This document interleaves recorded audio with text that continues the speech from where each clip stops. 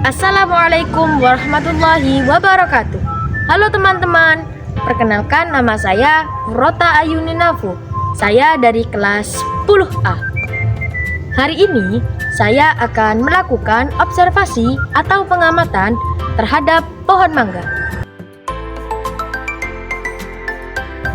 Pohon mangga merupakan pohon yang memiliki batang yang kuat, bercabang banyak, rindang, dan hijau sepanjang tahun.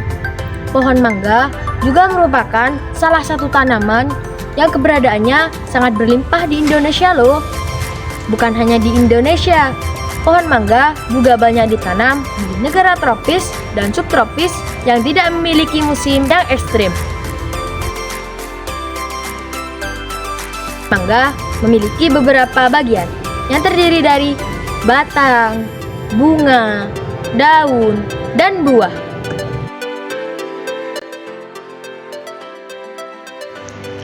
Batang pohon mangga memiliki karakteristik yang cenderung kuat. Batang tanaman ini memiliki ciri-ciri tegak, besar, dan kuat.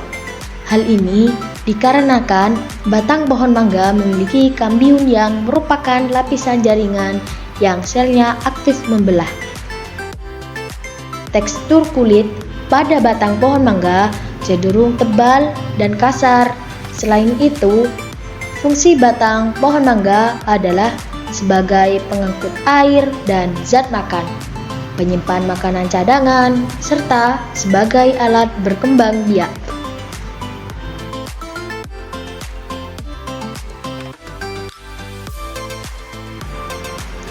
Daun mangga memiliki ciri khas. Daunnya yang berbentuk lonjong dengan ujung yang runcing dan pangkal yang agak bulat. Panjang daunnya berkisar antara 23 cm sampai 25 cm dan lebar sampai 7 cm serta memiliki permukaan daun yang agak bergelombang. Daun muda akan berwarna hijau atau hijau kekuningan dan daun tua akan berwarna hijau tua. Bunga dari tumbuhan ini terdiri dari sumbu utama yang memiliki banyak cabang. Warnanya kuning kehijauan dengan panjang sekitar 15 cm sampai 45 cm dan dengan penampilan yang berbulu.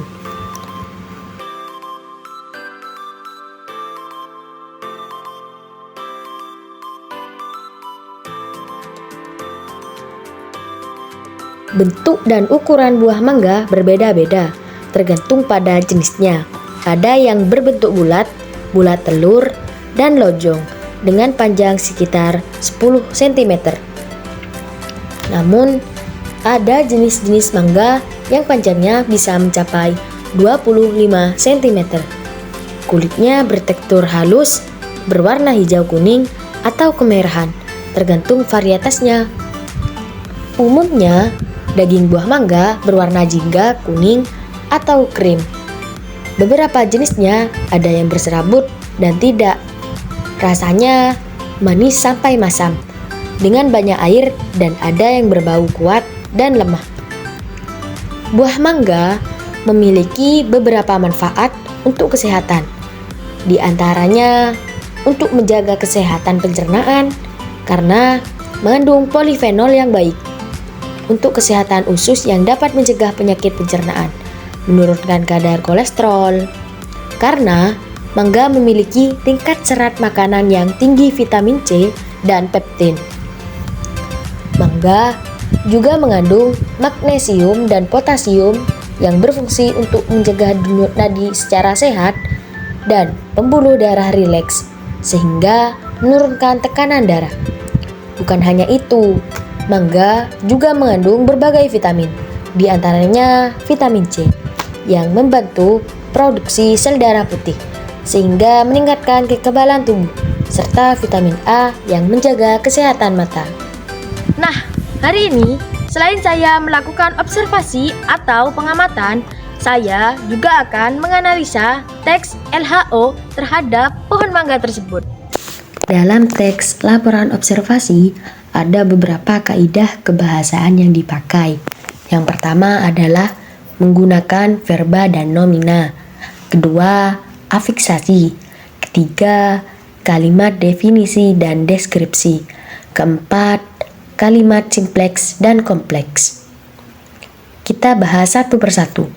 Yang pertama, kita akan membahas verba dan nomina. Apakah yang dimaksud dengan verba? Verba atau kata kerja adalah kelas kata yang menyatakan suatu tindakan, keberadaan, pengalaman, atau pengertian dinamis lainnya. Yang dapat dikategorikan verba, ciri-cirinya adalah yang pertama, dapat dijadikan predikat. Yang kedua, menyatakan sebuah kegiatan. Contohnya, seperti pada video sebelumnya, contohnya adalah saya akan melakukan observasi. Karena pada kata melakukan itu adalah kata yang menyatakan suatu pekerjaan atau suatu tindakan. Selanjutnya adalah nomina.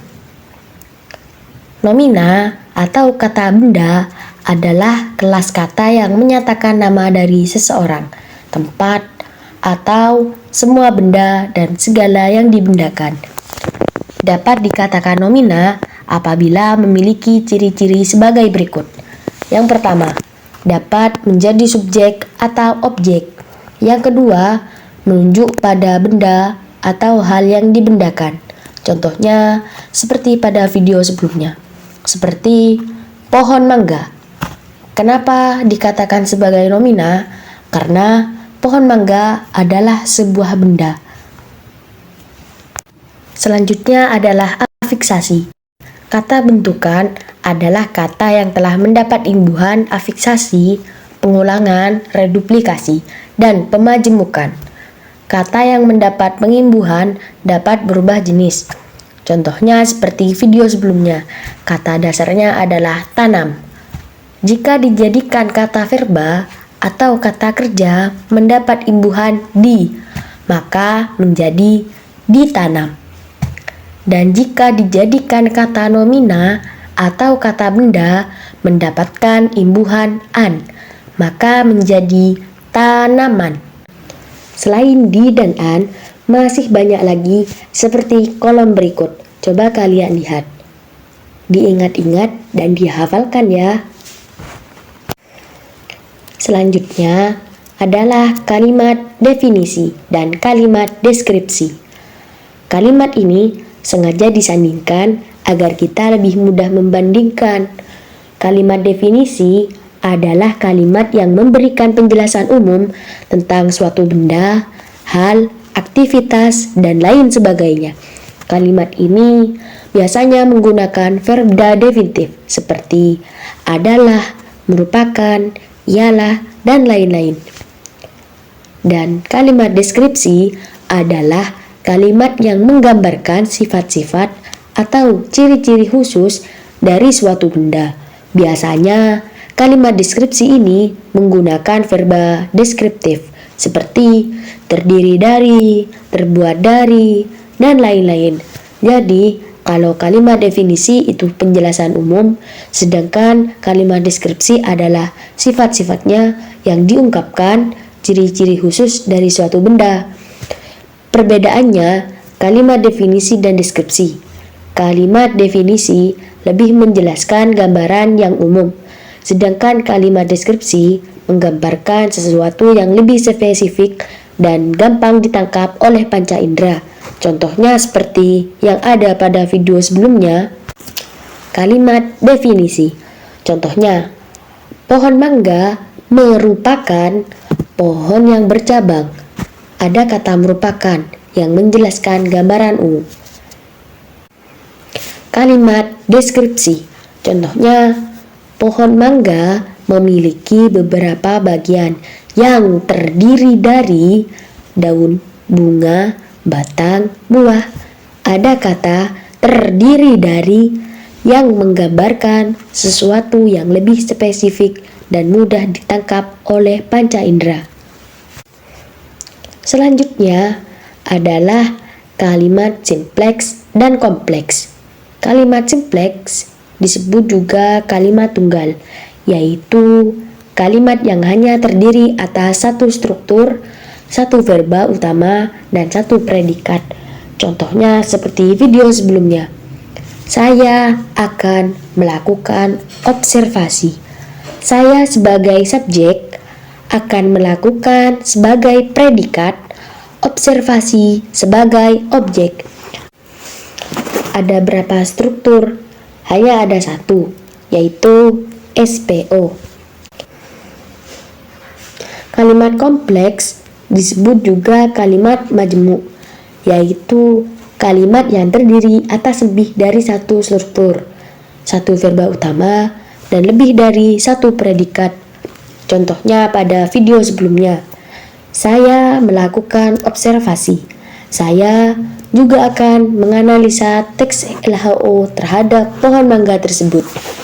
Saya sebagai subjek melakukan sebagai predikat, observasi sebagai objek. Saya sebagai subjek juga akan menganalisa teks LHO sebagai predikat, pohon mangga sebagai objek. Ada berapa struktur? Ada dua, yaitu SPO dan SPO. Nah, kalimat kompleks di sini dibagi menjadi dua. Yang pertama yaitu paratatik, kalimat majemuk setara, dan hipotatik, kalimat majemuk bertingkat. Nah, kali ini kita akan membahas yang paratatik dulu.